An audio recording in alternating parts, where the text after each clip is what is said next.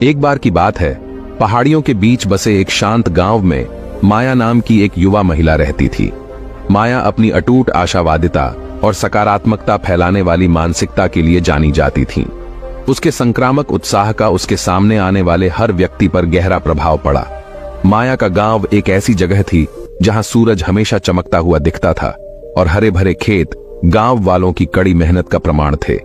हालांकि किसी भी समुदाय की तरह उन्हें भी उचित चुनौतियों और असफलताओं का सामना करना पड़ा। एक दिन बोधि नाम का एक बुद्धिमान भिक्षु गांव में आया। वह मन की गहरी समझ और किसी के विचारों की शक्ति के लिए प्रसिद्ध थे। गांव वाले उसकी बुद्धिमत्ता जानने के लिए एकत्र हुए और माया उससे मिलने के लिए विशेष रूप से उत्साहित थी। बोधि एक विशाल बोधि वृक्ष के नीचे बैठ गए और ग्रामीणों को संबोधित करने लगे। उन्होंने किसी की मानसिकता के महत्व के बारे में बात की और यह कैसे जीवन में उनके अनुभवों को आकार दे सकता है। उन्होंने समझाया, प्रिय दोस्तों, मन एक शक्तिशाली शक्ति है। इसमें आपकी दुनिया को खुशी से रंगने या निराशा की छाया डालने की क्षमता है। आपके विचारों में आपकी वास्तविकता को आकार देने की क्षमता है। इसलिए सकारात्मकता विकसित करना आवश्यक है और लचीली मानसिकता। बोधि ने आगे कहा, जीवन उतार चढ़ाव से भरा है और चुनौतियां अपरिहार्य हैं। हालांकि इन चुनौतियों के प्रति आपकी प्रतिक्रिया ही वास्तव में मायने रखती है। एक सकारात्मक मानसिकता बाधाओं को अवसरों में बदल सकती है। माया को बोधि की बातों से प्रेरणा मिली। उनका मानना था कि उनका दृष्टिकोण हमेशा सकारात्मक रहा है, लेकिन उनकी शिक्षाओं ने मन की क्षमता के बारे में उनकी समझ को और गहरा कर दिया। वह बोधि के पास पहुंची और पूछा, आदरणीय भिक्षु, कोई सकारात्मक मानसिकता कैसे बनाए रख सकता है, खासकर प्रतिकूल परिस्थितियों में? बोधि ने मुस्कुराते हुए जवाब दिया, माया, एक सकारात्मक मानसिकता जागरूकता से शुरू होती है। आपको अपने विचारों का निरीक्षण करना चाहिए और पहचानना चाहिए कि नकारात्मकता कब आती है। जब आप चुनौतियों का सामना करते हैं तो उन्हें दुर्गम बाधाओं के रूप में न देखें, इसके बजाय उन्हें विकास और सीखने के अवसर के रूप में देखें। माया ने सिर हिलाया और पूछा, लेकिन जब जीवन विशेष रूप से कठिन हो जाए तो हम सकारात्मक कैसे रह सकते हैं? क्या उदासी या निराशा महसूस करना स्वाभाविक नहीं है?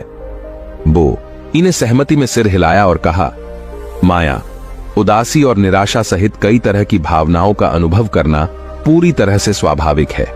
एक सकारात्मक मानसिकता का मतलब इन भावनाओं को नकारना नहीं है। इसका मतलब है उन्हें स्वीकार करना और फिर लचीलेपन और आशा के साथ प्रतिक्रिया देना चुनना। माया ने अपनी सकारात्मक मानसिकता को विकसित करने के एक नए दृढ़ संकल्प के साथ बोधि को छोड़ दिया। उसने अपने विचारों और भावनाओं पर पूरा ध्यान देते हुए माइंडफुलनेस का अभ्यास किया। जब चुनौतियों का सामना करना पड़ा तो उन्होंने खुद को बोधि की शिक्षाओं की याद दिलाई और प्रत्येक स्थिति में आशा की किरण की तलाश की। समय के साथ माया की सकारात्मक मानसिकता ने पूरे गांव को प्रभावित करना शुरू कर दिया।